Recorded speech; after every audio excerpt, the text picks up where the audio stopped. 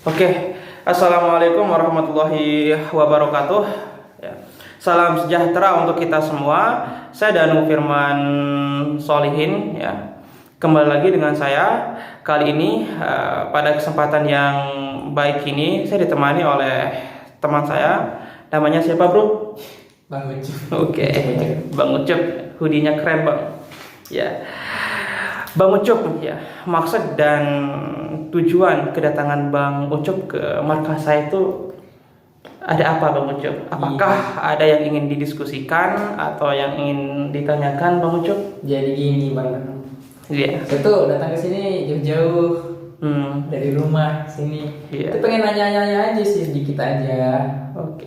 Jadi pertanyaan saya tuh gampang-gampang aja sih menurut Bang. Jadi pertanyaan itu, bisa nggak sih seorang pejabat administrasi negara itu dibatasi sama asas yuridikitas? Jadi gimana tuh tanggapannya, Bang?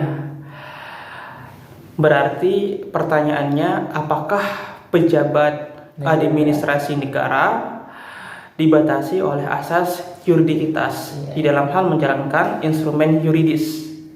Ya, kayak gitu. Ya, jadi gini Bang Ucup, yang perlu atau yang pertama kita harus pahami di sini bahwa di dalam penyelenggaraan pemerintahan itu diatur dengan undang-undang, Bang Ucup, yang biasa disebut dengan Undang-Undang Administrasi Pemerintahan, yang dimana itu termuat di dalam Undang-Undang Nomor 30 Tahun 2014 tentang Administrasi Pemerintahan.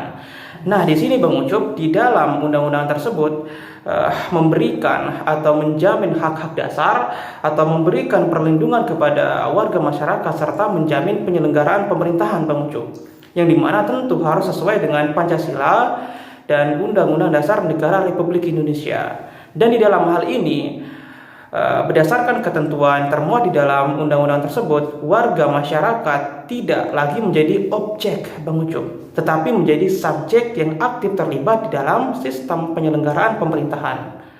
Nah, mengenai persoalan apakah pejabat administrasi negara dibatasi oleh asas yuridikitas di dalam menjalankan suatu instrumentasi, sebelum ke pertanyaannya Bang Ucup, kita harus mengerti juga ini. Kita harus mengerti bahwa instrumen dasar pemerintahan itu adalah instrumen yuridis, yang dimana itu digunakan untuk menjalankan suatu kegiatan untuk mengurus pemerintahan dan masyarakat. Ya, instrumen yuridis itu terdiri dari peraturan perundang-undangan, terus ada juga keputusan tata usaha negara, terus yang ketiga ada juga peraturan kebijaksanaan, dan yang keempat ada rencana, kelima ada perizinan, dan yang keenam ada instrumen yuridis hukum keperdataan. Gitu ya, Bang. Jadi gini Bang Ucup, menurut saya pribadi itu sudah jelas. Kenapa? Karena dari setiap perbuatan atau dari setiap tindakan yang dilakukan oleh pejabat administrasi negara ataupun dilakukan oleh pejabat pemerintahan, baik di dalam hal menjalankan suatu undang-undang atau menjalankan suatu instrumen yuridis, itu pasti mempunyai batasannya, Bang Ucup, yang dimana batasannya itu termuat di dalam peraturan perundang-undangan atau harus sesuai dengan peraturan perundang-undangan yang berlaku, yang dimana tujuan pembatasan ini hanya untuk mencegah pejabat administrasi atau pejabat pemerintahan melakukan tindakan senang-menangan, Bang Ucup, agar tidak merugikan masyarakat atau bahkan bisa merugikan suatu negara. Seperti itu, Bang Ucup. Ya. Wah, jawabannya singkat sekali, tapi kayak strike banget ya. Oke. Mungkin untuk pertanyaan selanjutnya kali Bung Danu ya. Kita kan tinggal di NTB gitu kan. Iya. Salah satu provinsi di Indonesia kan. Mungkin terkait dengan apakah beberapa instrumen yuridis yang dijalankan di NTB itu menurut pemahaman Bung Danu nih sudah bertentangan nggak sih atau udah sejalan nggak sih dengan asas yuridikitas itu? Iya. Pertanyaan yang sangat bagus sekali ya.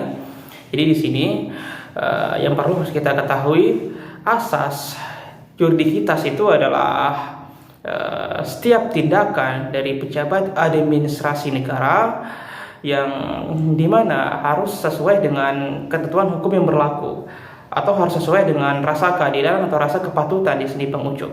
Yang saya lihat asas atau instrumen yuridis yang bertentangan dengan asas yuridikitas di NTB ini, ya salah satu contohnya itu tentang rencana pemekaran ya, rencana pemekaran NTB menjadi 2 wilayah.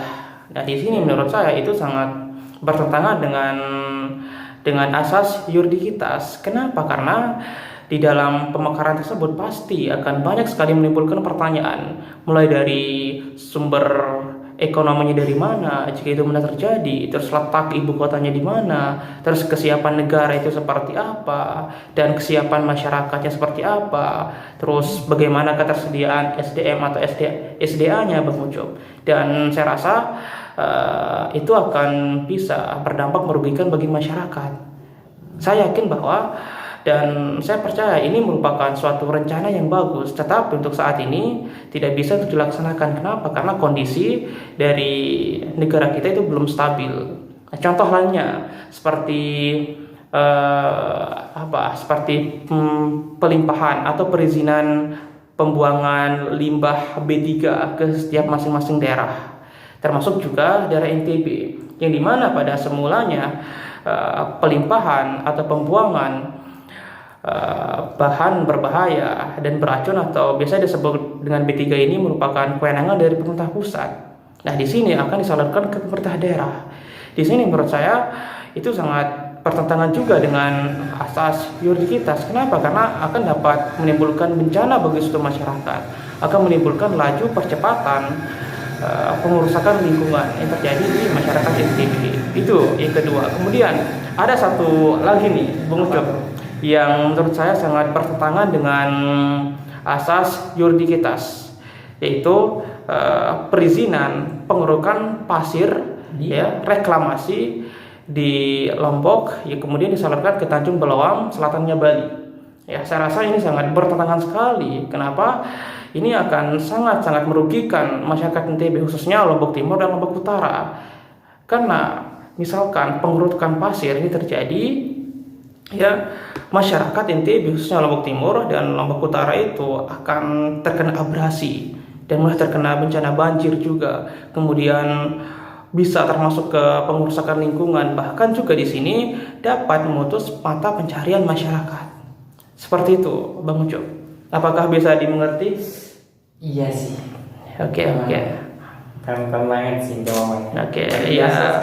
Ya alhamdulillah guys. Ya, semoga penonton juga mengerti ya apa yang kami sampaikan atau kami diskusikan ya. Mungkin dari itu yang dapat kami ya sampaikan ya, semoga dimengerti. Sekian dari kami. Wassalamualaikum warahmatullahi wabarakatuh. Waalaikumsalam warahmatullahi wabarakatuh.